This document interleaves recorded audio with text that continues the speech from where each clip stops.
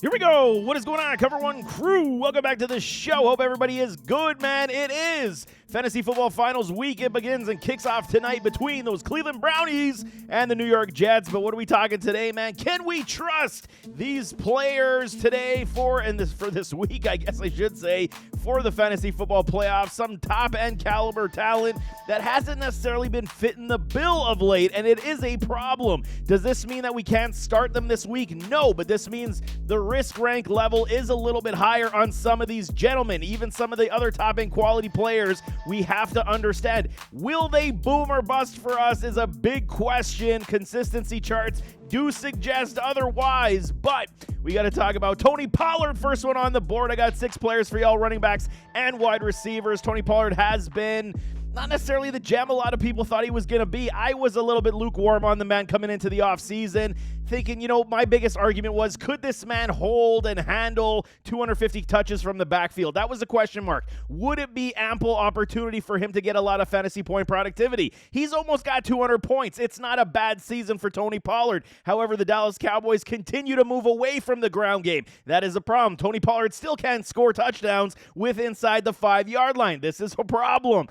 Excuse me, we were hoping that, the PPR upside would carry him for a lot of the season, which it has. 52 receptions has been what has carried Tony Pollard this season. However, 53% on the boom rate is not terrible, but you would have expected it to be a little bit higher with how good and high octane the Dallas Cowboys offense has been this season. Last 2 games, 6.7, 4.8 points, has crippled your fantasy football team, and they are facing a Detroit Lions team on Saturday that will give them the business versus the ground game. It's going to be tough sledding for a Tony Pollard. No kidding. He is the 14th ranked running back right now.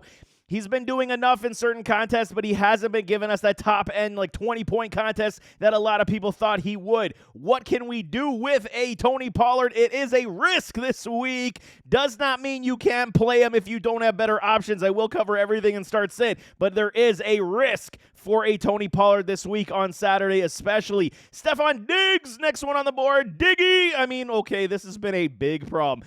Funniest aspect of the Buffalo Bills and Stefon Diggs is they are winning football games without Stefon Diggs being the catalyst, which is very intriguing. They have moved more to James Cook, running the football, throwing the passes to him. Dalton Kincaid is taking a haircut as well. So this offense is very interesting right now. This is good news for the Buffalo Bills on the side that, they will eventually get these guys back in the mix. There is no question in my mind. When will this happen? Will Diggs be able to pop off this week? He's had a phenomenal season, man. 145 targets, 96 receptions. It's where the yardage killed him this year. Just over 1,000 yards, 1070 in yardage. Still has 8 TDs. So there's no question he should get over the 10 touchdown threshold this season once again.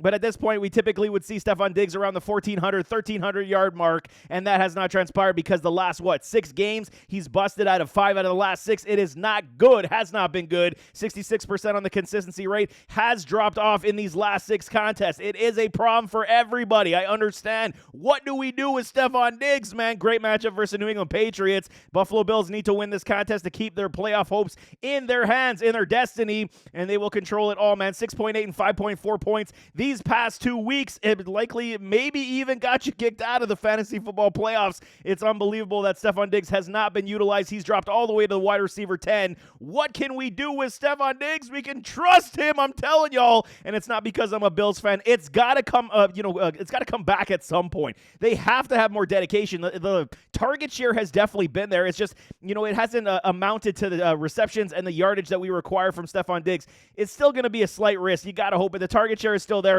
And at some point, the Buffalo Bills are going to say, okay, to hell with this. We got to get Stefon Diggs the football. And maybe this week is the week. So I'm going to say trust Stefon Diggs. You drafted him high for a reason. Sometimes in fantasy championships, we do overthink things. And if I drafted him, especially in the first round, I'm definitely firing him up this week as well. Devin off the A-Chain, A-Chain. Okay, what do we do with A-Chain, man? He's been, he came out the gates extremely strong and has been injured. He's fallen off, hasn't done a lot of stuff for us, especially these past 2 weeks, man. 7.7 and 3.6, respectively, in point totals. Has not been great for Devin off the A-Chain. A-Chan's been killing us, man, especially in this Miami Dolphins offense right now, likely without Jalen Waddle dealing with a high ankle sprain. They're going to lean a lot on Tyreek Hill, and they got to continue to lean on this ground game. Raheem Mostert has been the touchdown pig in this offense.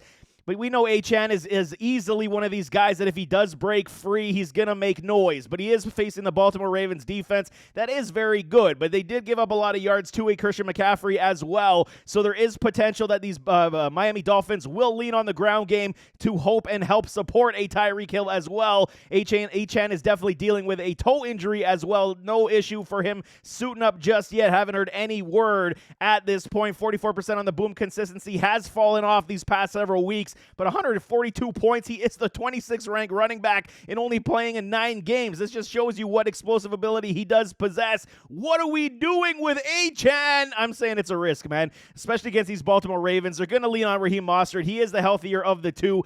And just for some reason, Achane, just since coming back from the injury, has not been able. He's had one game that he's popped off since the injury of the knee injury, and it just hasn't been consistent enough for us to trust. It's going to be very tough to trust in Achane this week. Will I start him? Like I said, I'll cover that and start sit, but it is a risky play nonetheless. Michael Pittman, okay, he's coming off they tried to kill him.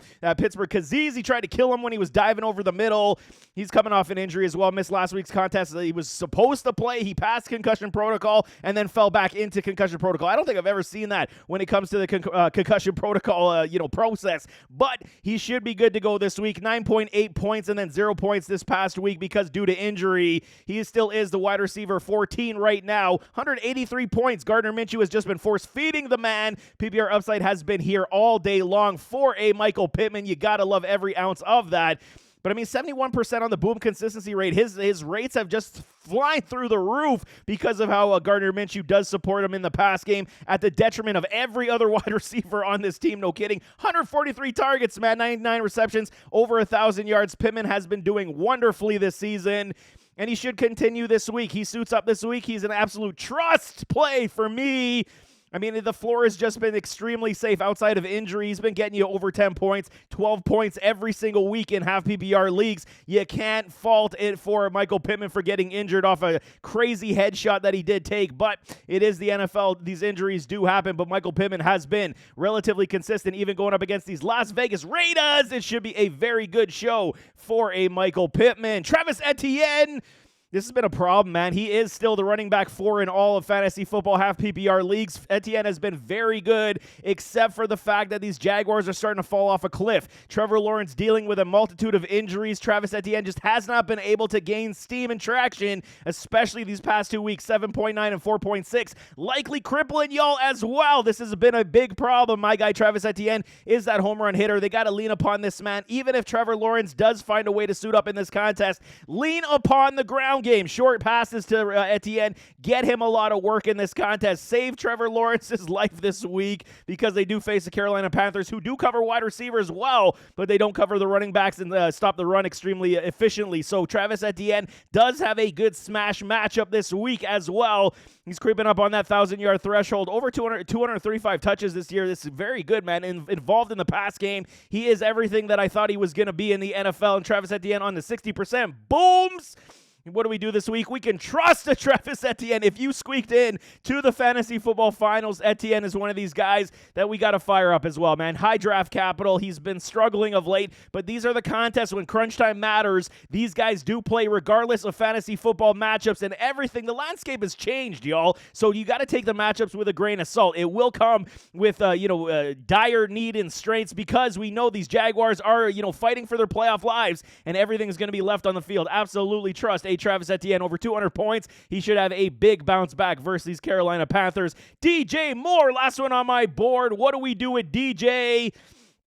It's been a good season, man. I'm telling y'all, 203 points for DJ Moore, 117 targets. This man has been doing it legit on his own, man. 83 receptions for 1,100 yards plus and 7 touchdowns. You get him in a pass in the screen pass, he's gonzo going for a touchdown. He's one of these guys, we don't want to necessarily call him an alpha, but he's in that realm of being that alpha wide receiver that you're looking for. He's not the prototypical size and stature, but this guy just makes plays, and I think he will continue again this week. 46% on the boom rate right now.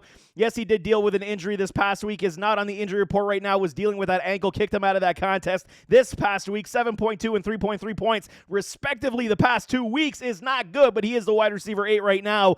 And who would have thought that he would have creeped into the wide receiver 10, especially with Justin Fields this season? That would be me. I thought he was definitely a top 15 wide receiver this year. But, I mean, a lot of things have gone down with the Bears. Justin Fields continues to audition for his role next season. Will the Bears keep him on the roster, or will they draft another quarterback? Big question marks. Justin Fields got to prove it on the field, and DJ Moore is a big part of this, potential success in fantasy point productivity. 203 points, like I'm saying, facing these Atlanta Falcons, who are a very stingy unit on the defensive back end. So there could be some issues here dealing with that ankle. What if he does roll that ankle once again? The secondary in Atlanta, they're still fighting for what could be their playoff lives, likely out at this point, but they're going to fight for pride as that defense is still very good. I do like what Atlanta is doing on the defensive end.